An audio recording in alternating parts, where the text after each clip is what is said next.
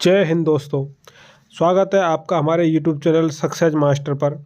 तो मैं आज आपको बता देता हूं, मैं राजस्थान जीके के मोस्ट इम्पोर्टेंट क्वेश्चन लेके आया हूं जो कि आपके रीति रिवाज एवं प्रथाओं से संबंधित रहेंगे। इस वीडियो में मैं आपको उनकी विस्तृत जानकारी भी दूंगा। कोई भी क्वेश्चन लेके आऊँगा उसकी विस्तृत कंप्लीट जानकारी ले दूंगा उसमें। जैसे कि मैंने पिछली एक वीडियो प्रथाओं से संबंधित डाल रखी है, उसमें 50 क्वेश्चन है लगभग। इसमें मैं 100 क्वेश्चन लेके आने वाला हूँ आपके सामने। साथियों, इससे पहले मैं आपको बता देता हूँ, अगर आप कॉम्पिटिटिव एग्जाम की तैयारी कर रहे हो यानी आप नौकरी लगना चाहते हो तो हमारे यूट्यूब चैनल को सब्सक्राइब कर लीजिए। जैसे कि रीट, आरएएस, पटवारी, बीडीओ आदि एग्जामों से संबंधित महत्वपूर्ण क्वेश्चन डाल रखे हैं पिछली वीडियो में। पहले आप उस वीडियो को देख लीजिए, उसके बाद में ये वीडियो देखिए। ये आपका पार्ट सेकंड रहने वाला है। कौन सा? पार्ट सेकंड रहने वाला है ये।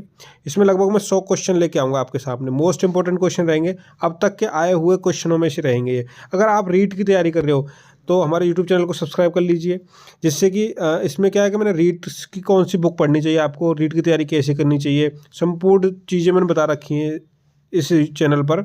साथियों, चर्चा करते हैं पहला क्वेश्चन। तो पहला क्वेश्चन क्या कह रहा है आपका, तो बोल रहा है कुकड़ी की रस्म किस जनजाति में प्रचलित है। तो इसका आंसर क्या रहने वाला है, तो वो है आपका सांसी। ऑप्शन बी रहने वाला है इसका आंसर, ऑप्शन बी। यानी सांसी जो जनजाति है उसमें कुकड़ी रस्म प्रसिद्ध है, तो ये प्रचलित है। तो ये कुकड़ी रस्म होती क्या है, इसकी चर्चा करेंगे थोड़ी सी हम। सांसी जनजाति में वधू द्वारा चारित्रिक पवित्रता की परीक्षा देना कुकड़ी रस्म कहलाती है।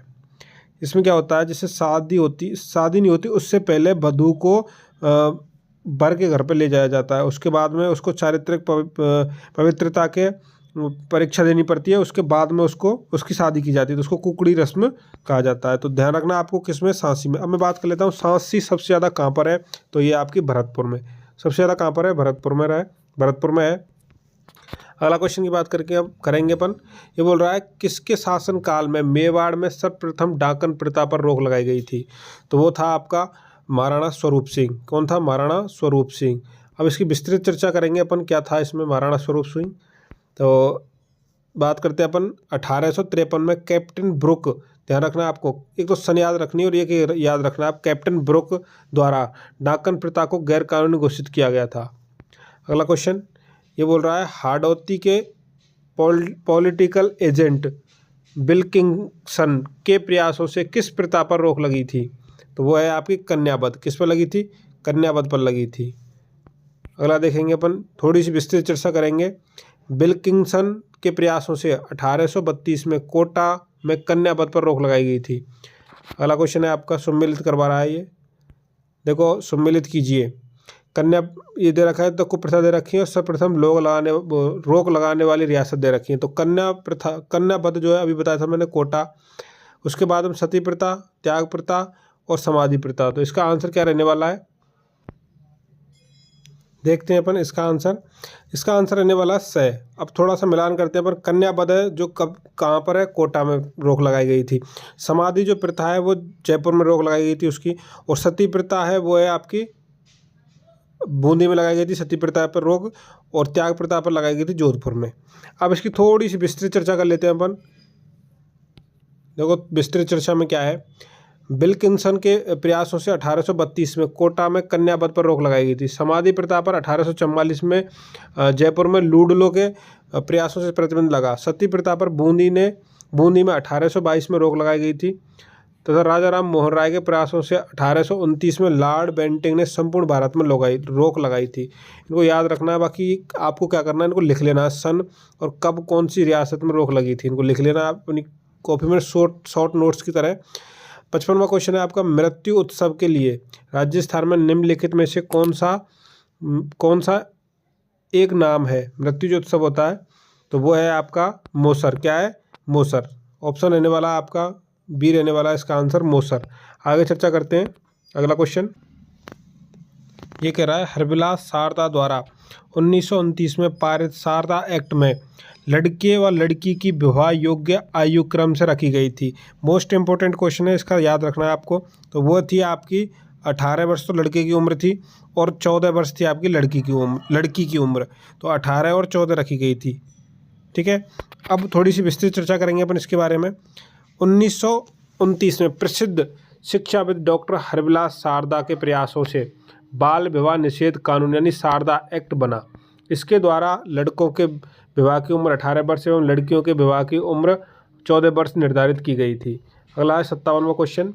ये बोल रहा है ग्रामीण क्षेत्रों में सब्जी व अन्य सामान खरीदने के बदले दिया जाने वाला अनाज क्या कहलाता था? तो ये क्या कहलाता था? ये था कीणा। क्या था? कीणा। ऑप्शन ए रहने वाला इसका आंसर कीणा। अब कीणा के बारे में जान लेते क्या था ये कीणा। गांव में सब्जी अथवा अन्य सामान खरीदने के लिए दिया जाने वाला अनाज कीणा कहलाता था। राजस्थान में प्रचलित रीति रिवाज एवं प्रथाएं। ठीक है, इनके मोस्ट इंपोर्टेंट क्वेश्चन करा रहा हूँ मैं आपको। अगला बात करते हैं अपन। देखो ये कोई ना कोई एग्जाम में आए हुए क्वेश्चन है। 58वां क्वेश्चन है बडार का भोज निम्न में से किस मौके पर रखा जाता है? तो ये रखा जाता है आपका विवाह के मौके पर। किस पर रखा जाता है? विवाह के मौके पर रखा जाता है। ऑप्शन ए रहने वाला है इसका आंसर। थोड़ी सी चर्चा करेंगे अपन। बडार क्या है? तो जैसे ब्याह होता है, जो ब्याह होता है, विवाह होता है, उसके एक दिन पहले या फिर बाद में जो आशीर्वाद समारोह होता है उस टाइम जो भोजन दिया जाता है उसको बडार कहा जाता है। अगला क्वेश्चन है आपका उदयपुर राज्य में डाकन प्रथा पर प्रतिबंध कब लगाया गया था? मैंने अभी बताया था थोड़ी देर पहले ये क्वेश्चन आया था। उदयपुर राज्य में डाकन प्रथा पर प्रतिबंध कब लगाया गया था? साथियों इसका आंसर आपको देना है और कमेंट बॉक्स में कमेंट करके बताना है कि ये रहेगा इसका आंसर। कैसे बताना है? 59वां क्वेश्चन है, ऐसे करके फिर उसका आंसर बताना है। एक बै सह जो भी है या फिर सन बतानी है आपको। इसका आंसर आपको कमेंट बॉक्स में देना है। आगे बात कर लेते हैं अपन। अगला है 60वां क्वेश्चन है आदिवासियों में प्रचलित लीला मोरिया संस्कार किस अवसर पर किया जाता है? तो लीला मोरिया जो संस्कार होता है वो किस अवसर पर किया जाता है? तो वो है इसका आंसर विवाह पर किया जाता है। ऑप्शन ए रहने वाला है इसका आंसर। कब किया जाता है? विवाह पर। क्वेश्चन है राजस्थान में गोला, दरोगा, चाकर, चेला आदि संबंधित किसके लिए प्रयुक्त किए जाते हैं? ये जो किए जाते हैं इसका संबंध किससे है? कौन कौन सा? गोला, दरोगा, चाकर, चेला। तो इसका संबंध बताना आपको किससे है? तो ये घरेलू दास के लिए। किसके लिए? घरेलू जो दास होते हैं उनके लिए इसका संबंध इनका उपयोग किया जाता है। इन शब्दों का आपको ध्यान रखना है। अगला क्वेश्चन है आपका जिम्मी क्या है? तो जिम्मी के बारे में बताना आपको क्या है जिम्मी। तो ये फेरे अथवा सप्तपदी के समय मामा द्वारा दी गई एवं और वधू द्वारा पहनी गई गोटे किनारी युक्त लाल गुलाबी ओढ़नी क्या कहलाती है? झिम्मी कहलाती है। मोस्ट इंपोर्टेंट रहने वाला है ये सह। इसका आंसर की ऑप्शन क्या रहेगा? सह आंसर रहेगा। मोस्ट इंपोर्टेंट रहने वाला झिम्मी। इसको आप अपने नोट्स में लिख लीजिए अगर नहीं हो तो। अगला क्वेश्चन बात करते हैं अपन। अगला क्वेश्चन है भेंट स्वरूप दिया जाने वाला वस्त्र विशेष क्या कहलाता है? जो वस्त्र विशेष जो भेंट दिया जाता है उसको क्या कहते हैं? तो वो है आपका तिलक पछेवड़ो क्या कहते हैं? तिलक पछेवड़ा। इसका आंसर रहने वाला आपका वह। मोस्ट इंपोर्टेंट क्वेश्चन है ये आपके लिए। राजस्थान के संदर्भ में पछेवड़ा मोटी सूती शॉल को संदर्भित करता है। जो पछेवड़ा होता है उसको वो कैसा होता है? जो मोटी सूती जो शॉल आती है उसको पछेवड़ा बोलते हैं। पछेवड़ा ठंड के मौसम में महिलाओं द्वारा पहना जाता है। यह कम्बल की तरह मोटा सूती कपड़ा होता है। अगला है आपका ईश्वरचंद्र विद्यासागर। कौन सा? ईश्वरचंद्र विद्यासागर ने किस प्रथा को समाप्त करने का बीड़ा उठाया था? तो ये है आपका मोस्ट इंपोर्टेंट है विधवा विवाह। किसको? विधवा विवाह। ठीक है, ऑप्शन सी। आगे बात करते हैं अपन। इसका थोड़ी सी चर्चा करेंगे। ये बोल रहा है स्वामी दयानंद सरस्वती व केशवानंद सेन ने भी विधवा पुनर्विवाह पर बल दिया। पश्चिम बंगाल में भाजपा के राष्ट्रीय अध्यक्ष अमित शाह के रोड शो के दौरान कुछ उपद्रवियों ने ईश्वरचंद्र विद्यासागर की मूर्ति तोड़ दी। इसके बाद से भाजपा व तृणमूल कांग्रेस दोनों के लिए विद्यासागर चुनावी मुद्दा बन गया। आगे अपन बात करते हैं सहगमन प्रथा क्या है? इसका संबंध किससे? सहगमन जो प्रथा होती है उसका सती प्रथा से संबंधित है। किससे संबंधित है? सती प्रथा से। ऑप्शन सी रहने वाला है इसका आंसर। अगला क्वेश्चन है, थोड़ी सी चर्चा करेंगे। देखो क्या कह रहा है। पति की मृत्यु पर पत्नी का स्वेच्छा से चिता के साथ जिंदा जलना सती प्रथा व सहगमन प्रथा कहलाती है। तो ध्यान रखना आपको सती या सहगमन।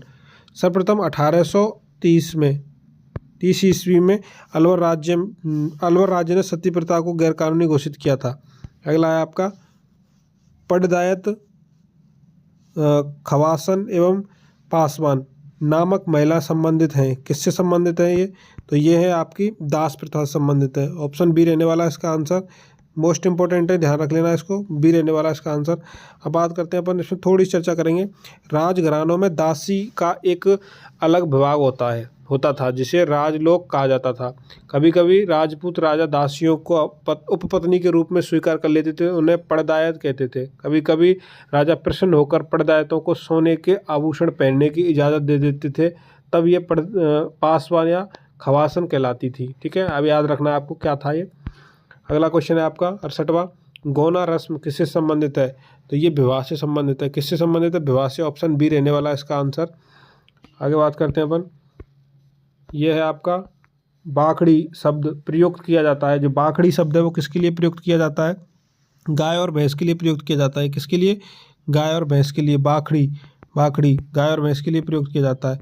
अगला है बिंदोला, सामेला और पड़लिया। पड़लिया किस समारोह संबंधित है? तो ये है आपका विवाह से संबंधित है। किससे संबंधित है? विवाह से संबंधित है। अगला ये बोल रहा है राजस्थान में रायका जाति किस पशु से संबंधित है? तो रायका जो जाति है वो ऊँट से संबंधित है। ये अभी पूछा गया था, अभी जो 1 दिसंबर को जो पेपर लगा था उसमें भी पूछा गया था ये क्वेश्चन सेम।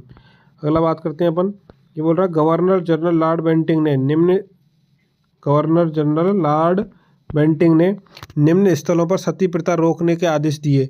निम्न में से कौन सा युग्म सही सम्मिलित नहीं है? तो ये बताना है आपको। इसका आंसर रहने वाला है डूंगरपुर। कौन सा है? Option C. क्या है? ऑप्शन सी, डूंगरपुर 1856 इसका आंसर है ये। आगे बात करते हैं दीपदान परंपरा का संबंध खालिस्तान पवित्र शहर से है। तो दीपदान का संबंध किससे है? पुष्कर शहर से है। किस शहर से है? पुष्कर शहर से है। अगला बात करते हैं 74वां क्वेश्चन, कथन ए राजस्थान की लोक परंपरा किसी एक व्यक्ति समूह की सर्जना नहीं है। कारण है रे। लोक परंपरा मानव की स्वतः स्फूर्त अभिव्यक्ति है। तो इसका आंसर क्या रहने वाला है? ए और रे दोनों सही हैं। क्या? ए और रे दोनों सही हैं। अगला बात करते हैं अपन 75वां, किस समारोह में किसी देवता या देवी के सामने छोटे बच्चे के बाल पहली बार काटे जाते हैं? तो वो है आपका जडूला। क्या है? जडूला में। ऑप्शन सी रहने वाला है इसका आंसर। बाकी बडार मैंने बता दिया आपको, ओख्या बता दिया और समेला भी बता रखा है। सती प्रथा का अन्य नाम क्या है? तो वो अभी बताया था थोड़ी देर पहले, तो वो है सहगमन प्रथा। ऑप्शन बी रहने वाला है इसका आंसर। आगे बात करते हैं अपन 77वां, गर्भवती स्त्री को अमंगलकारी शक्तियों से बचाने के लिए क्या किया जाने वाला संस्कार कौन सा है? तो वह सीमंतोनयन। कौन सा है? सीमांतोनयन। ऑप्शन डी रहने वाला है इसका आंसर। आगे चर्चा करते हैं थोड़ी सी। सीमंतोनयन का अभिप्राय है सौभाग्य संपन्न होना, गर्भपात रोकने के साथ साथ गर्भस्थ शिशु एवं उसकी माता की रक्षा करना भी इस संस्कार का मुख्य उद्देश्य होता है। आगे 78वां क्वेश्चन है, ये बोल रहा है शिक्षा समाप्ति पर किया जाने वाला संस्कार कौन सा है? शिक्षा जो समाप्ति होती है उस पर जो संस्कार किया जाता है वो कौन सा है? तो वो होता है समावर्तन। कौन सा होता है? समावर्तन। Option A. इसकी चर्चा करेंगे थोड़ी सी। ये क्या बोल रहा है? देवस्नान व समावर्तन संस्कार विद्या अध्ययन का अंतिम संस्कार है। विद्या अध्ययन पूर्ण हो जाने के बाद स्नातक ब्रह्मचारी अपने पूज्य गुरु की आज्ञा पाकर अपने घर लौटता है। अब मेरे को आप कमेंट बॉक्स में बताओगे कि आपके जो संस्कार हैं टोटल वो कितने संस्कार हैं, संस्कारों को बताओगे आप। मैं बता देता हूँ आपका 15वां जो संस्कार है वो है आपका विवाह संस्कार। आपको टोटल संस्कार बताने कितने संस्कार हैं कमेंट बॉक्स में बताना है। भीलों में छेड़ा फाड़ना क्या है? तो ये है तलाक। क्या है? तलाक है। ऑप्शन बी रहने वाला है इसका आंसर। अगला क्वेश्चन है आपका, लॉर्ड एलोजी ने स्त्रियों को विधवा विवाह से मुक्त प्रदान करने हेतु विधवा पुनर्विवाह अधिनियम किस वर्ष बनाया था? तो ये किस वर्ष बनाया था? इसका आंसर है 1856 में बनाया था। कब बनाया था? 1856 में। ऑप्शन सी रहने वाला है इसका आंसर। आगे अपन चर्चा करते हैं 81वां क्वेश्चन है, ये बोल रहा है राजस्थानी संस्कृति में जानोटण क्या है? जानोटण क्या है राजस्थानी संस्कृति में? तो बर पक्ष की ओर से दिया जाने वाला जो भोज होता है वो जाट-डो-टन कहलाता है। ठीक है, जाट-डो-टन कहलाता है। अगला क्वेश्चन है आपका, राजस्थान की संस्कृति में क्या है? अगला क्वेश्चन, राजस्थान की संस्कृति में मुगदड़ा क्या है राजस्थान की संस्कृति में? तो ये है आपका भोजन। देखो, भोजन पकाने के लिए लड़कियां जो विनायक स्थापना के पश्चात लाई जाती हैं उसको बोला जाता है। ठीक है, लकड़ियाँ जो लाई जाती हैं, लकड़ियाँ सॉरी। अगला ये बोल रहा है राजस्थान में सागड़ी निवारण अधिनियम किस वर्ष पारित किया गया था? तो ये किया गया था आपका 1961 में। कब किया गया था? 1961 में किया गया था। थोड़ी सी चर्चा कर लेते हैं अपन। तो देखो क्या कह रहा है ये, ये बोल रहा है इस प्रथा के अनुसार, ठीक है, इस प्रथा के अनुसार साहूकार सेठ उधारकर्ता को पैसा उधार देता है और उधारकर्ता या उसके परिवार का कोई सदस्य खुद को नौकर के रूप में रखता है। सागरी निवारक अधिनियम 1961 के द्वारा भारत सरकार ने इसे गैर कानूनी घोषित कर दिया। बंधु आश्रम प्रणाली अधिनियम 1976 को लागू करके 25 अक्टूबर 1985 को पूरे देश में बंधु आश्रम प्रणाली को समाप्त कर दिया गया था। अगला क्वेश्चन है 85वां, मृत्यु उत्सव के लिए राजस्थान में निम्न में से कौन सा एक नाम है? तो वो है आपका मौसर। क्या है? मौसर, मृत्यु अवसर के लिए, ठीक है, मौसर। अगला बात करते हैं अपन, निम्नलिखित में से कौन सी प्रथा विवाह समारोह से संबंधित नहीं है? विवाह समारोह संबंधित नहीं है। बडार, बिल्कुल। कन्यावाल, बड़ी पड़लिया और पानीवाड़ा। पानीवाड़ा नहीं है, ठीक है। पानीवाड़ा का मतलब समझते हो क्या होता है? पानीवाड़ा का मतलब मैंने बताया था पिछली वीडियो में कि जैसे कोई किसी की दुर्घटना हो गई, यहाँ पर कोई मृत्यु हो गई, उसके जो परिवारजन है वो विदेश रहते हैं, दूसरी जगह रहते हैं और वो आ नहीं सकते वहाँ, तो वो अपने आसपास के नदी या तालाब के पास जाएंगे, उसके किनारे जा कर के और पानी दे के आएंगे, उसको पानीवाड़ा बोला जाता है, ठीक है। अगला 87वां क्वेश्चन है, किस संस्कार के पश्चात ब्रह्मचर्य आश्रय की शुरुआत की गई? तो ये है आपका उपनयन के बाद में, ठीक है, उपनयन के बाद ब्रह्मचर्य आश्रम। अगला क्वेश्चन है आपका 88वां, शिशु के पहले या तीसरे वर्ष में सिर के बाल पहली बार कटवाए जाते हैं, क्या कहलाता है? तो वो कहलाता है, क्या कहलाता है? उसको देखो जड़ूला भी कहते हैं, मुंडन भी कहते हैं, चूड़ाकर्म भी कहते हैं, मुंडन भी कहते हैं, ठीक है। उपयुक्त सभी कहा जाता है इसको। अगला, कौन सा संस्कार शिशु जन्म से पूर्व नहीं किया जाता? तो जन्म से पूर्व कौन सा संस्कार नहीं किया जाता? तो वो है आपका निष्क्रमण। निष्क्रमण क्या होता है आपको पता होगा शायद। जैसे जो बच्चा होता है सबसे पहले उसको घर से बाहर निकाला जाता है, उसको निष्क्रमण कहा जाता है, यानी अपने देवी देवताओं या आसपास के घरों में जो घुमाने के लिए लिया जाता है उसको निष्क्रमण कहा जाता है। 90वां क्वेश्चन है, किस प्रथा के अनुसार पति अपने पति को छोड़कर किसी अन्य पुरुष के साथ रह सकती है? तो वो क्या है? नाता प्रथा। कौन सी है? नाता प्रथा। ऑप्शन ए रहने वाला है इसका आंसर, है ना। अगला बात करते हैं अपन 91वां क्वेश्चन है, ये कह रहा है डाकन प्रथा मुख्य रूप से किस जाति में पाई जाती थी? तो ये आपकी डाकन प्रथा किस जाति में पाई जाती है? भील व मीणा जाति में पाई जाती है। ऑप्शन बी रहने वाला है इसका आंसर। आगे है बड़ालिया से तात्पर्य क्या है? तो बड़ालिया आपको वैवाहिक संबंधों में मध्यस्थता रखने वाला, वैवाहिक जो संबंध होते हैं उनमें मध्यस्थता रखने वाला क्या कहलाता है? बड़ालिया, जिसको अपन देसी भाषा में बिचौलिया भी कहा जाता है। क्या कहा जाता है? बिचौलिया। अब अगला क्वेश्चन बता देता हूँ मैं आपको। ये बोल रहा है, राजस्थान में सर्वप्रथम वर्ष 1833 में किस राज्य में कन्यावध को अवैध ठहराया गया था? तो वो आपका था कोटा। क्या था? कोटा। आपको ध्यान रखना 1833 में। अगला क्वेश्चन है आपका सीरावन किसे कहते हैं? तो सीरावन क्या होता है? सीरावन कहलाता है आपका कृषकों का वो सुबह का जो भोजन होता है उसको सीरावन कहते हैं। और ब्यालू है ना, और एक कलेवा होता है, इनका ध्यान रखना आपको। ब्यालू किसे कहते हैं और कलेवा किसे कहते हैं? ब्यालू तो कहा जाता है जो शाम का जो भोजन होता है उसको ब्यालू कहा जाता है, और सुबह का जो भोजन होता है उसको सिरावना या फिर कलेव कहा जाता है, ठीक है।